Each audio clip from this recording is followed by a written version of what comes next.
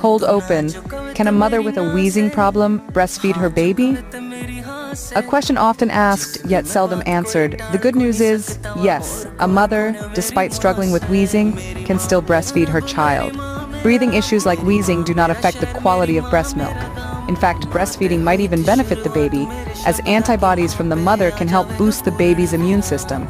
However, it's crucial for the mother to manage her wheezing problem effectively. Regular checkups and maintaining a healthy lifestyle are key. If the wheezing becomes severe, a healthcare professional should be consulted immediately. Remember, a mother's health is equally important as the baby's, so breathe easy and know that wheezing doesn't affect your ability to nourish your child through breastfeeding. It's all about balance and careful management. That's your minute of knowledge. Loop it again for a refresher, or share it with someone who might need it.